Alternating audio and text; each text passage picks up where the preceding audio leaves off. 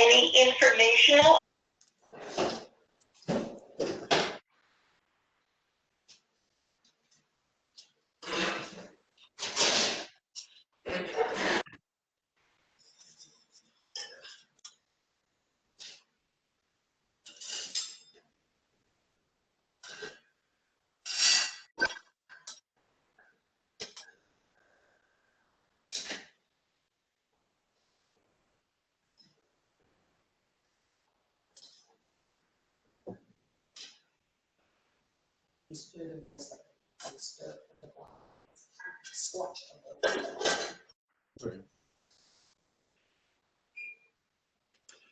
Hello, can everybody hear me?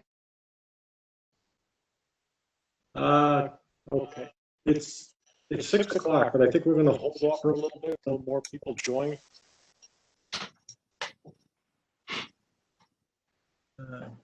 Katie and Allison, I don't believe your speakers are on. I'm here. I can hear you just fine, Bruce. Oh. Yep, me too. Yep.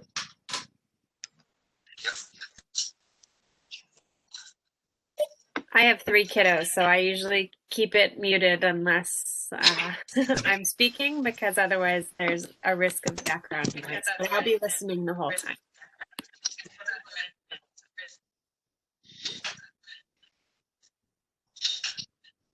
I see this is breaking too, huh? Yeah.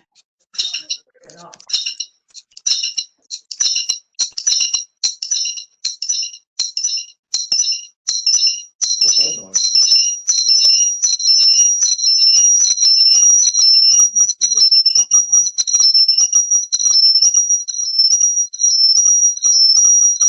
What is that?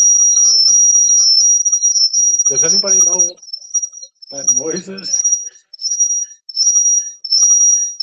It looks like you're logged on twice. Is there feedback between your devices? Oh.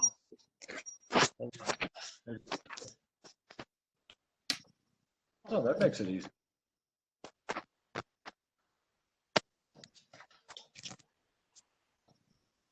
No.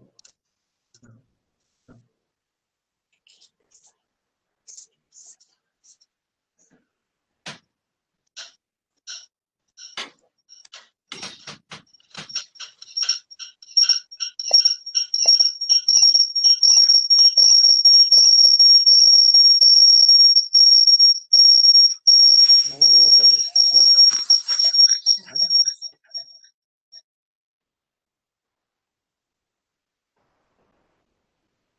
No, I'm on.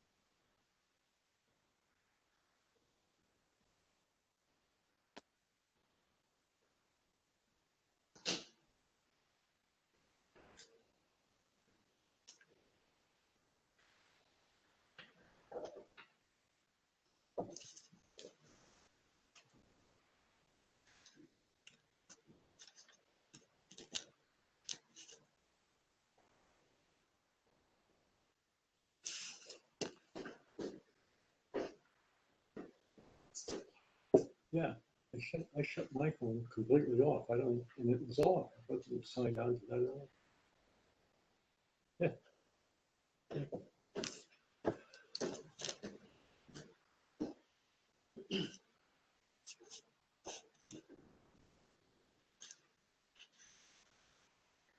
Mhm.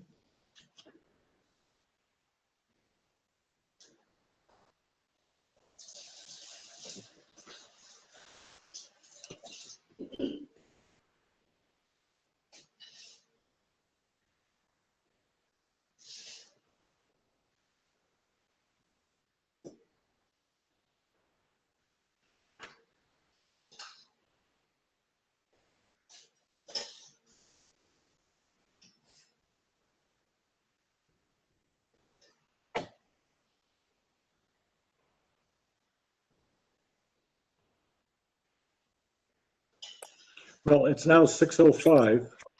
I think at this point in time, I'd like to call the meeting to order. With that done, I'd like to do a roll call. Mike Morelli, Present. Allison Angeline, Present. Katie Uhas, Present. Russell Holmberg, Present. Steve Martik, not there. William Thorne has an excused absence. Any resident comments at this point? No comments from residents. If there's no objection, I'd like to dispense with the reading of the minutes. Any objections? No objections. Are there any changes to the minutes as distributed? No. I will entertain a motion to accept the minutes as distributed. I'll second the motion. The minutes are accepted without exception. Now we'll go on to unfinished business. Discussion of the fiscal officer. I would like to make a motion to be the fiscal officer.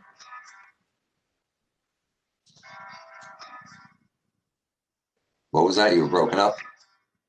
I'm making a motion to Holmberg, the fiscal officer.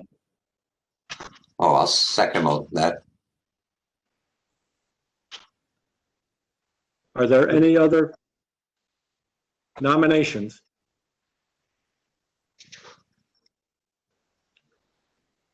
The nomination process is closed. All in favor of Russell Holmberg being the fiscal officer, signify by saying aye or yes. Aye. Aye. All opposed? So carried. Congratulations, Russell. At this point, Katie sent out some information on the joint partnership program available from the state, and at this point, I'll give her the floor.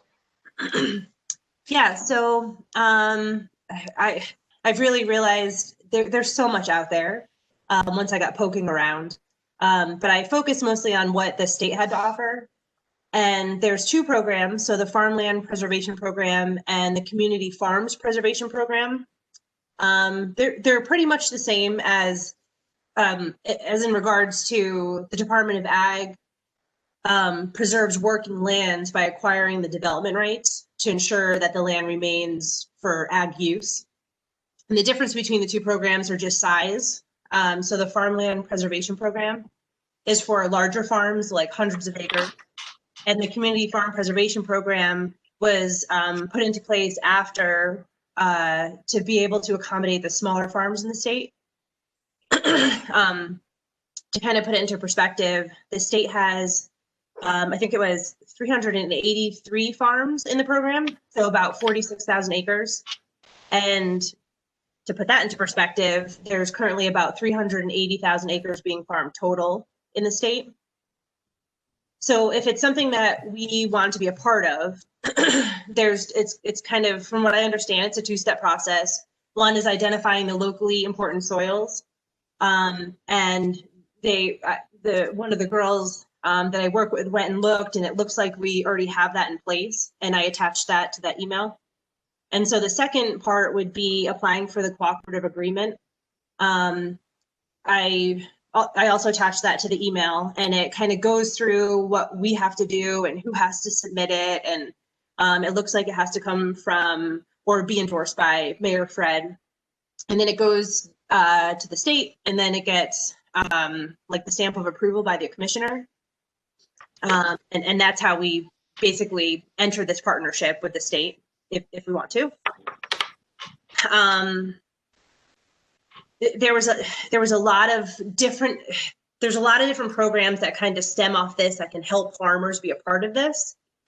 It's something that the farmers have to decide that they want to do. It's not something that we say, you know, us as Ag Commission want to do this, you know, these 3 farms, we want them to be in this program. It's something that the farms have to, you know, want to be a part of. And then we help them and partner with the state to get it done.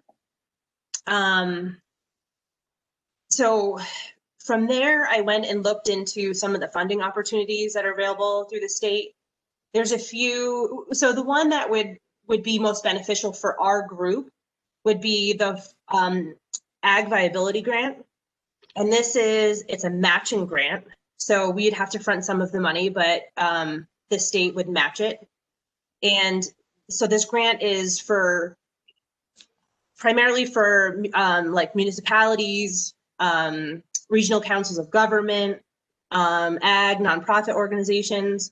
And the way that some of the ag commissions use it around the state are use this money to make brochures. And the brochures give all the information, you know, all the resources and the information on these programs, so we can hand them out to the farmers in the town to, you know, maybe encourage or at least give information that this is available and what it means. Some of the ag commissions have also done things like made signs like, you know, welcome to Ledger. It's an agricultural community, you know, things to basically promote agriculture in the town. And then all the other grants that I came across were grants that would have to be applied to by the farmer themselves. So like farm restoration program, farm transition grant, farm reinvestment grant. And I think they're all a little bit different. I think one's a matching grant. I'm not sure. I'd have to dig into the details a little bit.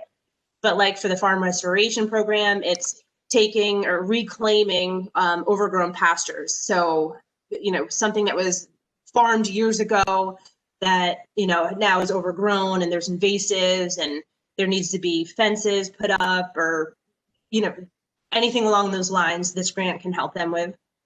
Transition grant is something that we see a lot with what I do at the state.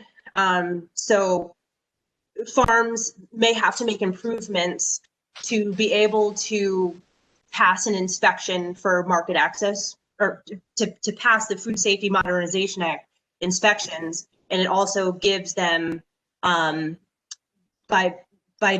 passing the inspection, it also gives them more opportunities in the market, so more market access. And then the farm reinvestment grant, I didn't really look into that one too much, but it's improving existing working farms. And it says projects with a lifespan of 10 years or more. So there's a few different options that farmers can get money, but it's something that they would do on their own. And of course, we could help them, but it's something that would have to be written up and submitted by them. And what else did I learn? Learned a lot. Oh, so there, you know, some of the more mature ag commissions in the state, you know, they'll have a pretty big budget. They'll have a lot of money in their account, and they can help along farms with appraisals and surveys. So, you know, appraisals, one of the guys that I had talked to said on average, the appraisal would be about $4,500, surveys $10,000, $12,000.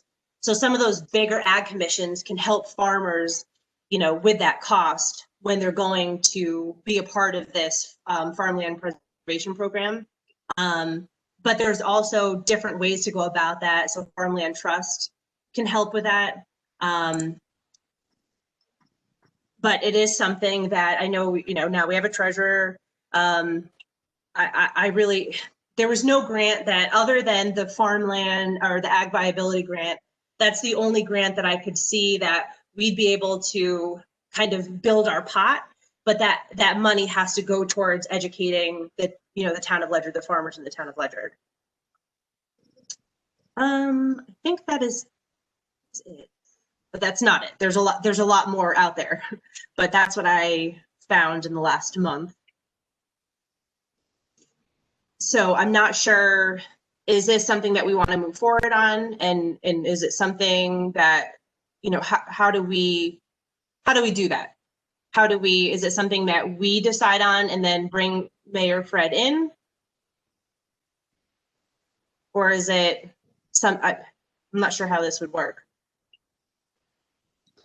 Well, I believe that it would be wise to bring Mayor Fred in once we make the decision that this is the route we should go.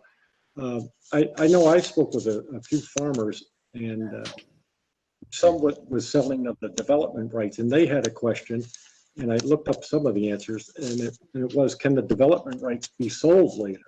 Or can the land that has been preserved, could that eventually down the road be changed and lose its designation as preserved? And it seems to be a consensus that it can be.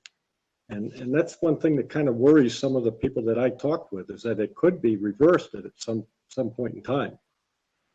I don't know if you heard anything on that, Nate? Let's see, I've written down something here. A permanent restriction on non-agricultural use is placed on the deed to these properties, but the farms remain in private ownership and continue to pay local property taxes. The program is voluntary and gives farmers a realistic alternative to selling their land for residential development. Okay, what I read further, and it was not the farmer themselves, but future owners of the farm. They could petition the state or the town to have that designated. Okay, let me follow up. I can follow up with Cam. This is Russell Holmberg. My understanding was that at a future date and time, if with a whole bunch of approvals, the development rights could be bought back by the farmer or a future owner. But so it's kind of it's a cash out. You're assigning value to the right to develop that land, and the state is buying it and holding it. And if you want it back, just like you had to jump through a lot of hoops to sell it, you have to jump through a lot of hoops to buy it back. But there is an opportunity to buy it back. I don't know who stands in the way of that, but there's a lot of smart people on payrolls that do. And I think if we have any questions about the farmland preservation, how it works, it would be worth having a presentation either virtually or joining us one of these meetings, or just passing around a PowerPoint from somebody like the Farmland Trust or the Farm Bureau, explaining kind of the ins and the outs of it. Because it's straightforward, but there's a little bit of nuance to it. And I asked Cam, that leads the program for the state, and he said he'd be more than willing to come and talk to this group. Well, that sounds promising. This is Bruce Garza. I think I'll offer him an invitation so that we can just ask some of the questions that I know some of the local people have. If they're selling their development rights, they want to make sure that the land stays that way. They don't want to have it be turned back later on. Right. I don't If know. you want to send me any questions that you have, I can give those to Cam. So, and then ask him if he could attend our next meeting, and then just, give him the questions so he can be prepared to answer them. That'd be excellent.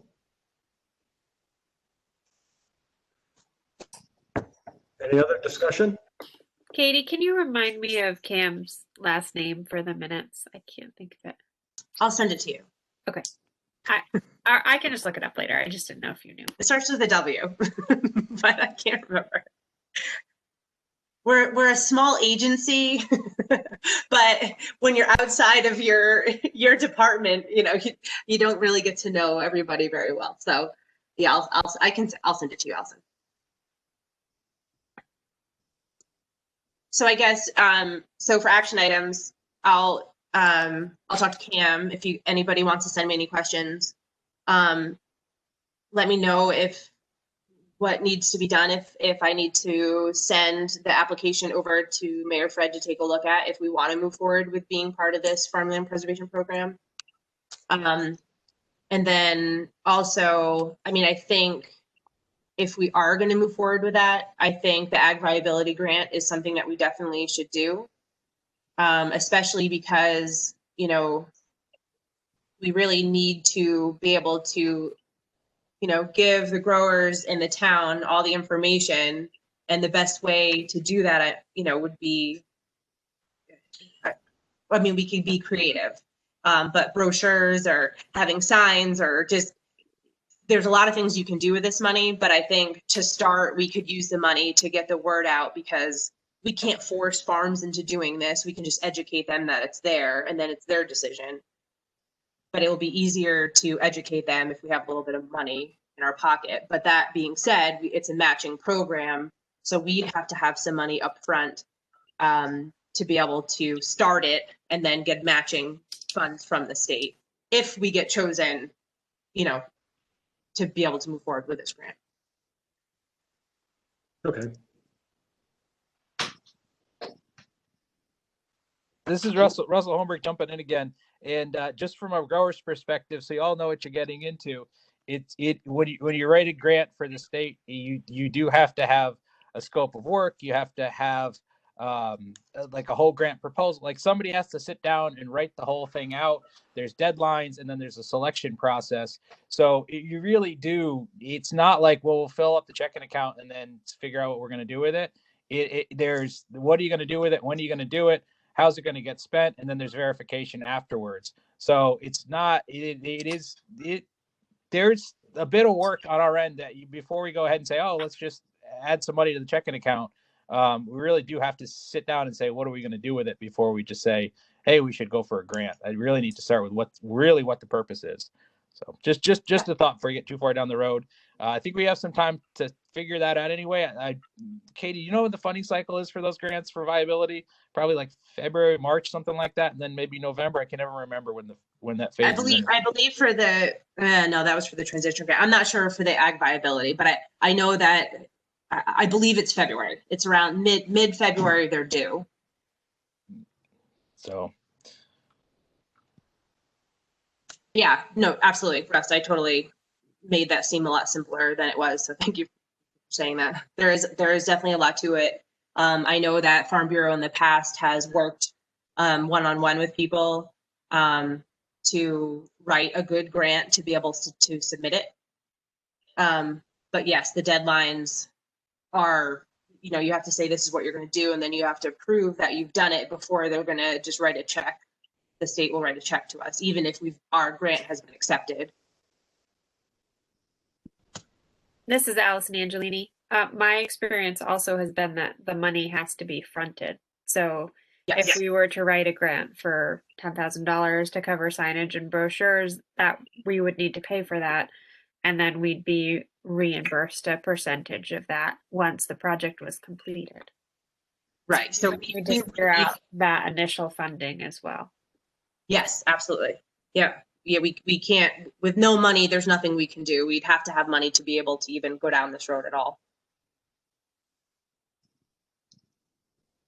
This is Bruce Gartz again. Would it be worthwhile to contact maybe some of the farmers in the town to find out even if they are interested in this at all? Because if we have very little interest, maybe we should hold off on that. But if we find a lot of interest on that, it may be worthwhile to target those farms.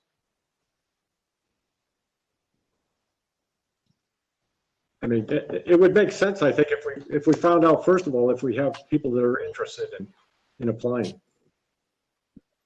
This is Allison Angelini. Just for clarification, are we talking about the Farmland Preservation Program specifically, or the Ag Viability Grant? I lost track. Well, I think for the ag viability grant, you probably want to make sure that the people in town are willing to listen to what you have to say. If nobody in town, if you have farmers that aren't interested, then maybe we ought to look at a different route. But I think there's a lot of interest with farmers that just don't have the information that we should have for them.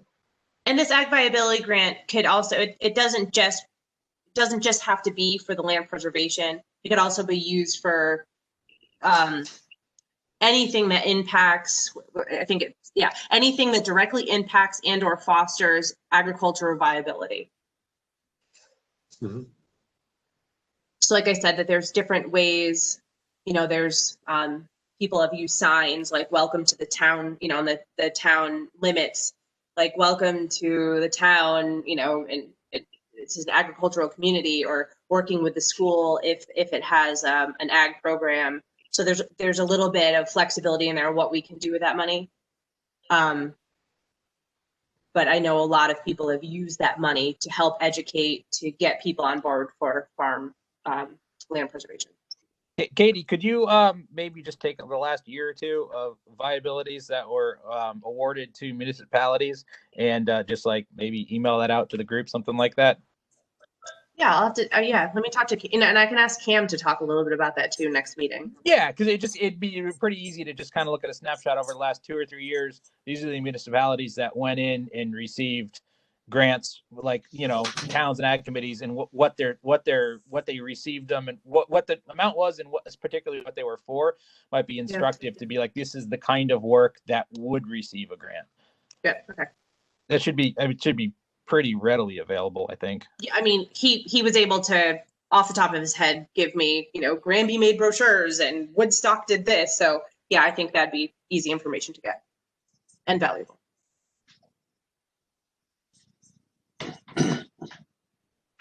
But that's all I have for right now. Anybody else? The joint partnership with the state, do we want to go ahead with that, forward with it? At least begin the process? Is that something we'd want to do? I know we can't do anything about it right now, or we can't take advantage of a lot of that, but just to get in.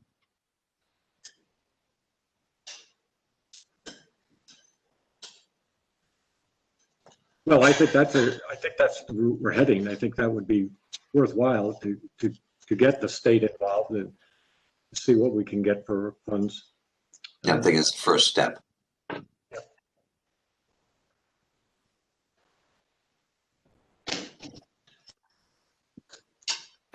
This is Allison Angelini. I sort of liked Bruce's idea to figure out need and interest from farmers before we do too much of the legwork moving forward. I know that Mike had sent out the list of farms in town, and then the list of important soils and larger parcels of land under PA 490. I don't know, I just feel like it might bring more meaning to what's probably going to be a lengthy application process if we knew that we were advocating for a specific farm in town, or you know, if there were a number of farms that were interested, then that might help. Yeah, I agree. I think the list Mike sent out is very good. It lists the large landowners and also lists the farms. So right, that's where we have to target anyway, because you can't go to somebody that lives in a development with 1 acre, and obviously they could be pushed for it, but we really have to take a look at the land and preserving the land for farming. And I think if we talk to those people, and there, you know, a couple hundred people in town, a couple hundred, that would give you a good idea of their interest in these programs that we have. And keep in mind that in the whole state, there's only 383 farms are part of this program. So when talking to Cam, he was like, you know, a real good program will have like one farm a year, you know, go into this program. So just to kind of put a little bit of meat behind it, like it's not something where, okay, well, we only have 3 farms that want to be a part of this. 3 farms in Cam's eyes, that's good. You know, that's 3 more farms that want to go through this process. We don't have to have like 10 farms. But then again, it's a lot of work on the farmers, on the farmer side. You know, we kind of foster it, so I think we really need to understand what the farmer's going to have to do before we really reach out and be like, hey, do you want to be part of this program? And maybe that's something we ask, you know, some advice when Cam comes on next meeting. I have a question, and I know this is with the state and the town, these programs, but obviously we have other nonprofits out there, namely Avalonia, who also buys land rights. And I was just wondering, maybe we could get somebody from Avalonia to speak as well, to see what they require for, say, purchase of land rights from farmers.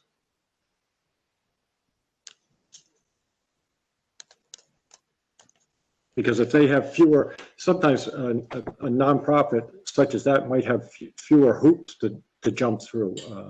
And if somebody's interested in preserving their land, that may be just another option for us as well. And I mean, we could talk to a representative from Avalonia or invite them.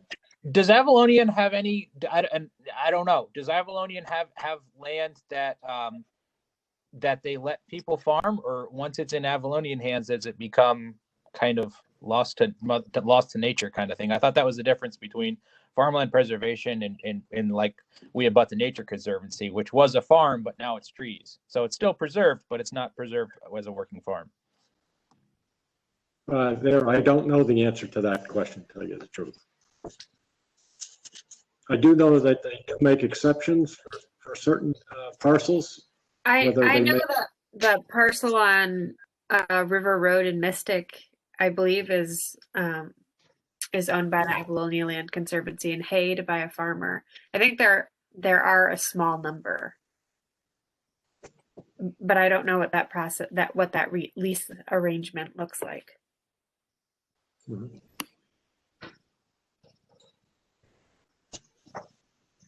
One of the members of the Conservation Commission with me is also one of the vice chairs of Avalonia. I can speak with her. Okay. It's, you know, see what she has a feel if they do it at all, or if they'd be interested. Okay, I just thought it would be an option to explore. Obviously, we have organizations out there that are looking to preserve the farmlands that we have, and whatever options we can avail ourselves to, I think it would be prudent to look at them.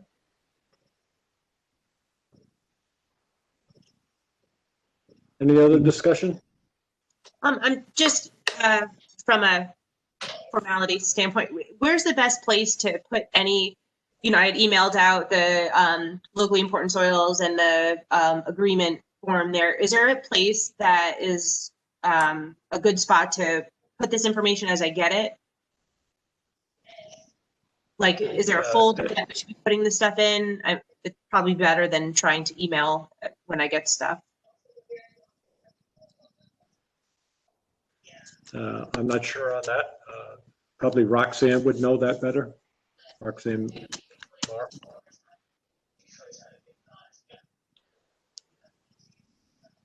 Okay, I'll follow up with Roxanne after. Okay. Any other discussion? Moving on. We touched base that Mike sent the information out on the large farm farms and also the large landowners in town. And I think that was very helpful.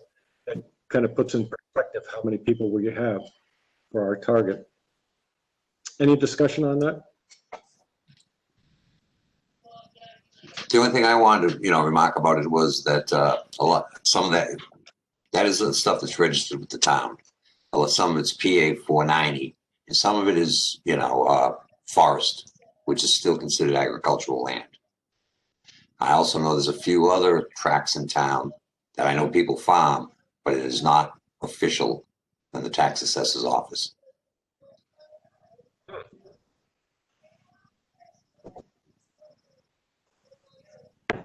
Anybody else? Is there any other old unfinished business to come before us? If not, let's move on to new business. And I'm sure everybody's looking at has looked at what our purpose is in town, and what our commission is charged with as far as preserving the land. And I think we're on the right track with that. But anybody have anything to add to that?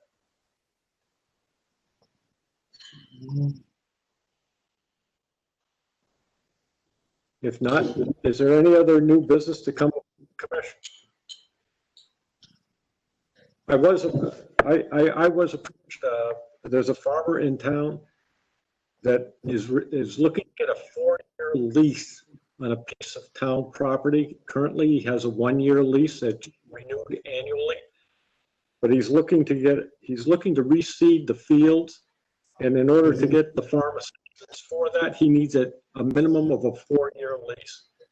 And he was looking if the commission could help talk to the town to see if we could get him a 4-year lease, at least a 4-year lease, because they won't give him the assistance without it. And I think that's a great place for the Ag Commission to be, as an advocate for farmers in the town. And what's everybody's feeling on that? Anybody's feeling? Because I know you're talking, first of all, you're talking about doing a 4-year lease versus annual. And I know that that way it locks people out. But if somebody's going to reseed an area and put in hay fields, that you're not going to do that in 1 year and then get booted off the land the next year. You're not going to put your time and effort into that.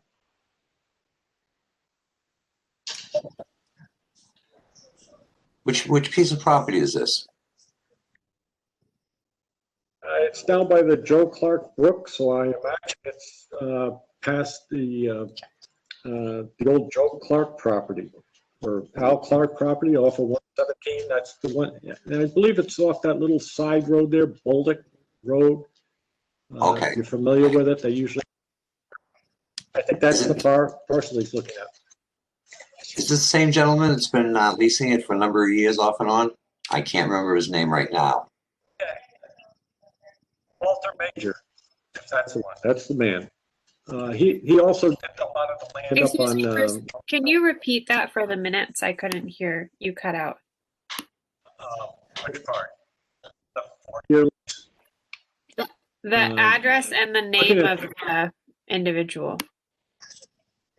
The name of the individual is Walter Major, Majcher.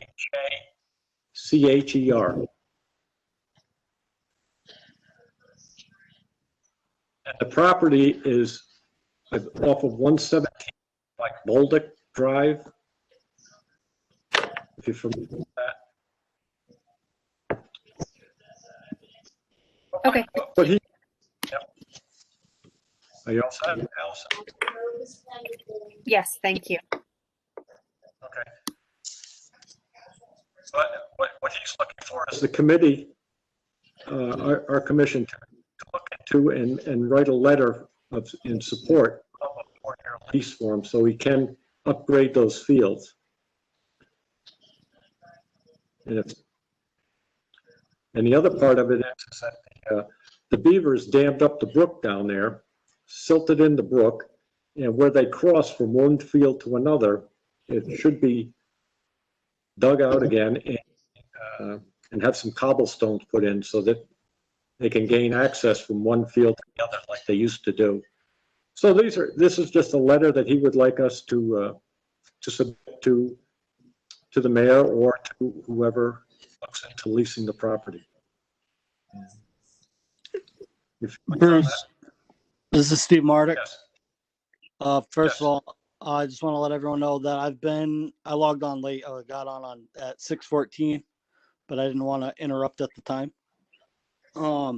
That property you're talking about on Bolduc, that is part of the property known as the Clark Farm. Okay. I'm very familiar with the property.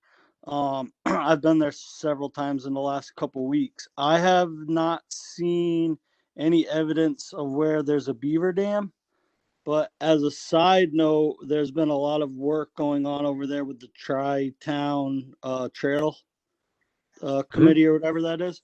And Saturday morning they were down there doing a work party, and it looks like they're actually putting a bridge in right there next to where the access is to cross the into the backfield. Just as a side note. And then the other thing I wanted to add, don't quote me, and I don't know if it would matter, but I believe Walter is not a Town of Ledyard resident. I think he lives in Preston. Correct, he does. Yes. Okay. I don't know if it matters, but I just wanted it to know. And that's all I have. This is Russell. In the past, I've seen some of these leases, they've leased land from the town, and usually it seems to have starts with land use. And they review it and then they pass it up. I think it finally gets, as any kind of lease would get signed by the mayor. But I think I've noticed land use usually starts off okaying something like this. So if that would be a place that he would probably start with, speaking with them. Okay.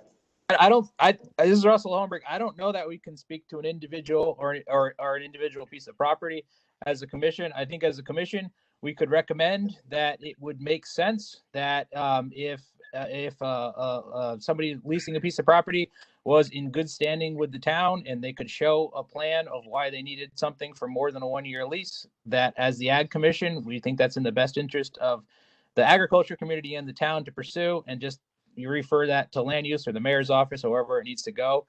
But I don't think we can or should make recommendations to an individual or to an individual parcel. Okay.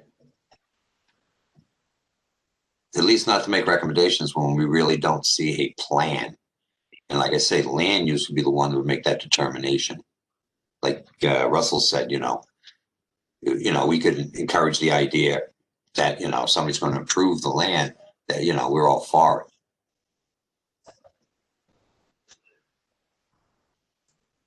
So the would then he get in touch with the land use committee, or do you think it would be possible for us just to send a letter to the land use committee stating that look into this? Has he tried to get a longer term lease and been denied, or at what point in the process is he at? To tell you the truth, I just received the call today, so I haven't even been able to walk the land.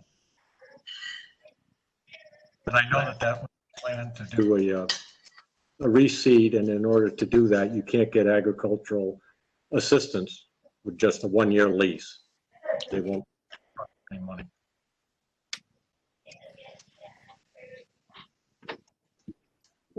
Who is funding it? NRCS? I don't know who is funding it, which organization is funding the agricultural assistance. I mean, this is all stuff I could definitely find out and get more information on. But I think the biggest question is whether or not he could get, if the town would be amenable to a 4-year lease versus a 1-year lease. And like you say, if the individual is in good standing with the town in the past, it may benefit the town to have that lease extended.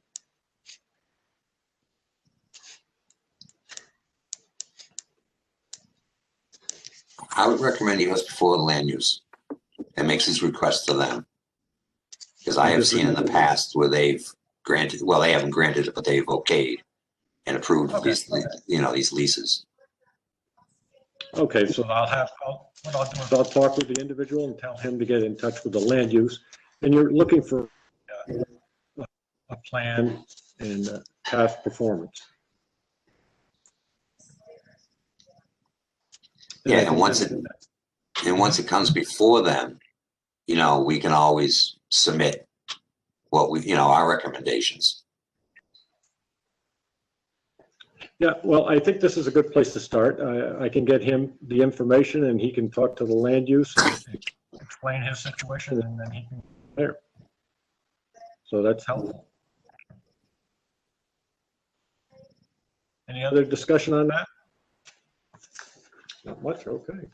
The planning and zoning, we'll move on to the next item, and that is the Planning and Zoning Commission wants to form an ad hoc committee.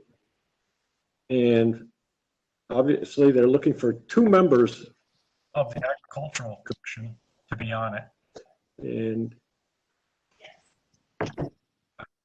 wondering, I think we do have volunteers that would be willing to be on it. It's going to be, they're talking about having it done very quickly. They're talking hopefully to meet soon and get all their information by Christmas, if not thereafter. Of course, COVID doesn't help.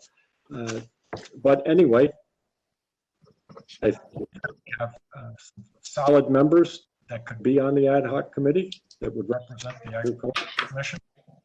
And I would accept nominations at this point. And if I can, I would like to nominate Angela. For the simple reason, I think she represents a good target market.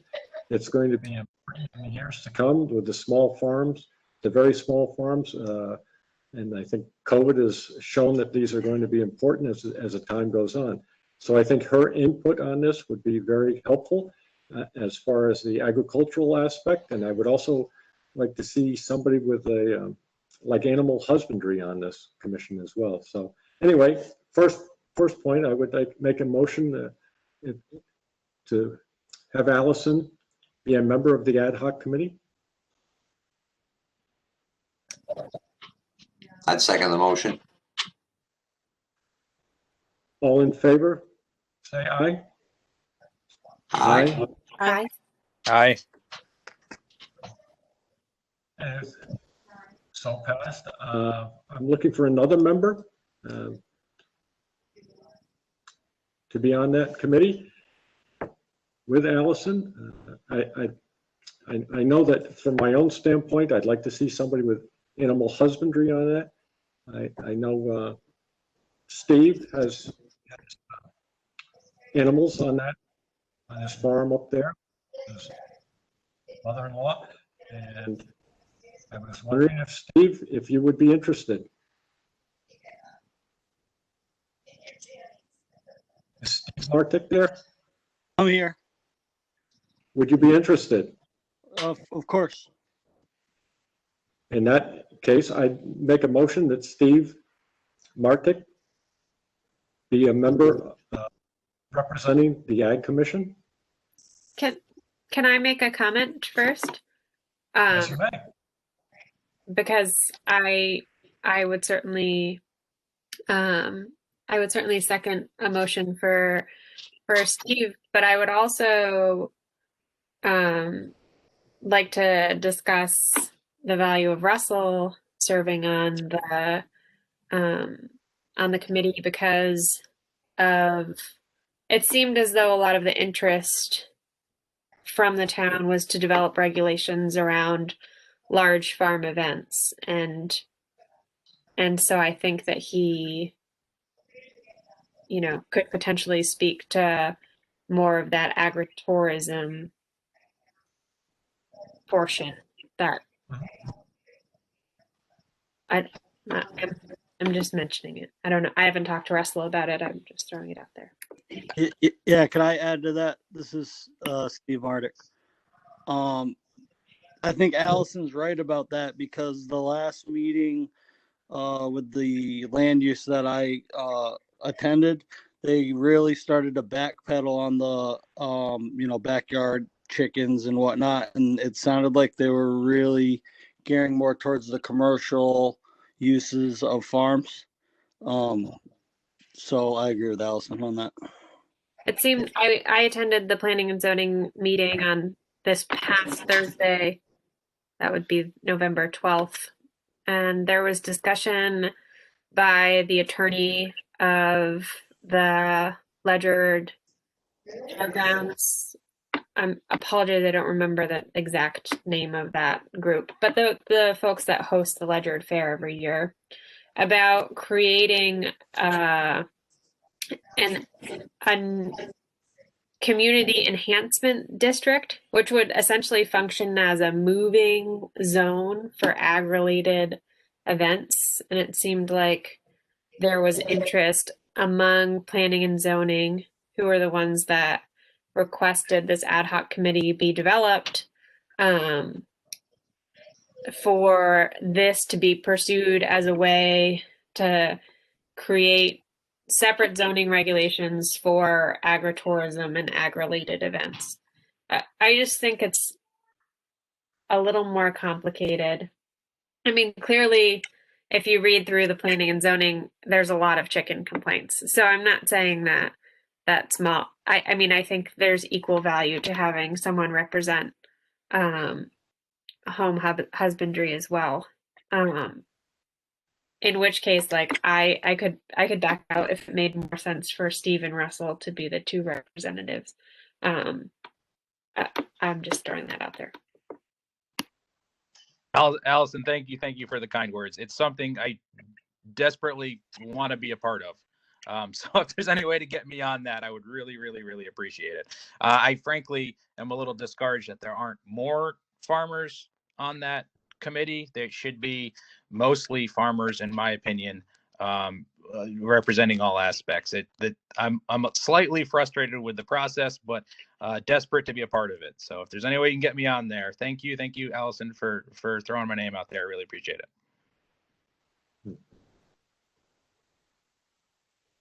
Okay, we have, obviously we have interest. There's no doubt in my mind we have interest from this commission. We should pick two. And I mean, I think if we're all being honest, I think a lot of us joined this commission because of our interest in the proposed regulations that were developed. Or perhaps not, I shouldn't speak for other people, but I know that for me, like, those proposed regulations were the impetus for applying and for establishing this commission in the first place. And so, while I think that we can pick a number of great representatives from this commission, and it will be fine. But we should also not feel pressured to like choose two spokespersons if we feel like we have more to say. I think that the idea was that they're serving as representatives for the Ag Commission and not necessarily, just speaking for themselves as individual farmers.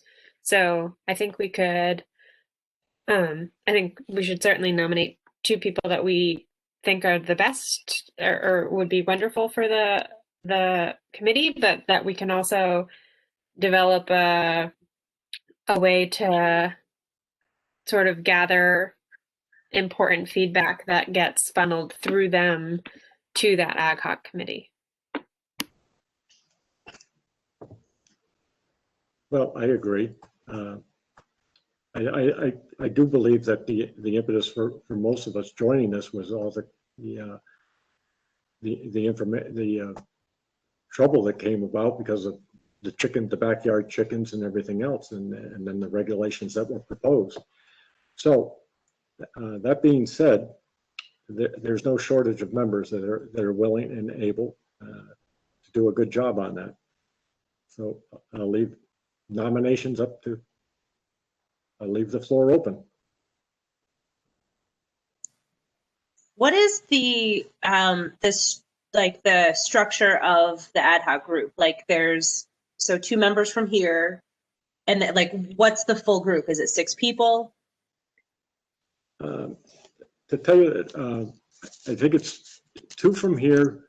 The planning and zoning also was going to have, I believe it's also 2, and then 2 members of the community at large. But I could be wrong on the numbers, but they're trying to get different viewpoints in. Wasn't there someone from the Economic Development Committee seated as well? Yeah, I believe you're correct. I don't have the list in front of me of what they proposed. I do know that they're looking for 2 from this commission.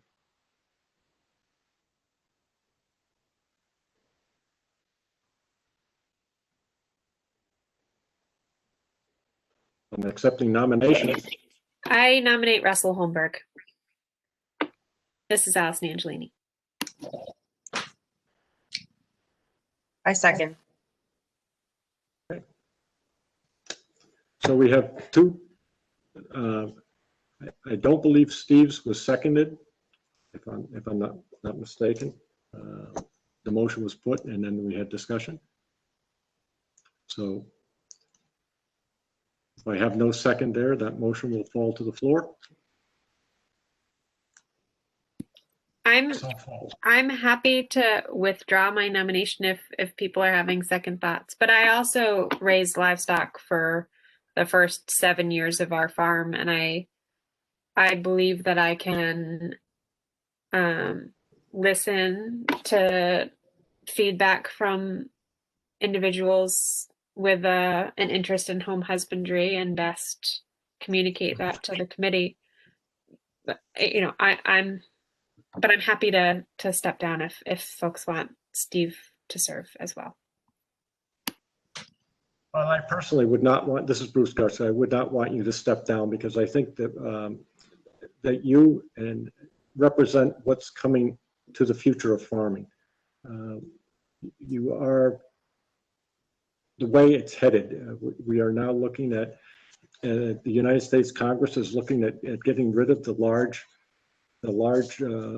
meat packing plants where 4 plants control 66% of our food that comes in. So I would not want you to step down. I also believe that Russell is also a young and up and coming member of the farming community. So no, I would not want you to step down. And that's my opinion. Well, we have a motion on the floor for Russell, and it has been seconded, I believe. And so we are all in favor for Russell to be a Aye. Aye. Aye. All opposed? So carried. Is there any other new business? If not, I will entertain a motion to adjourn this meeting. I'll second that motion. Okay. At this time, I will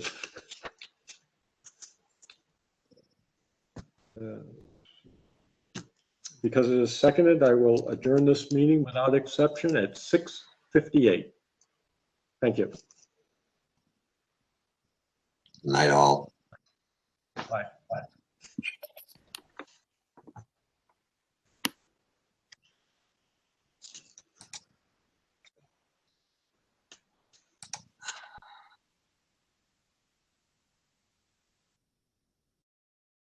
Hey, Roxanne? Roxanne?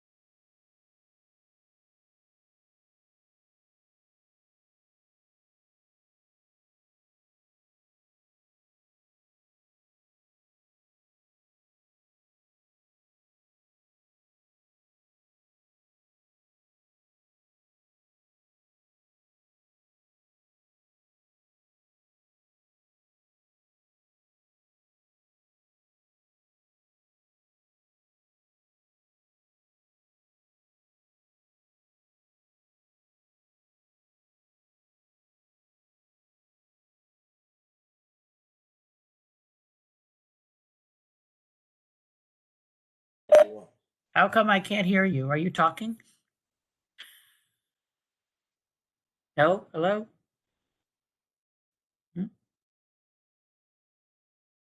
I'll turn TV on.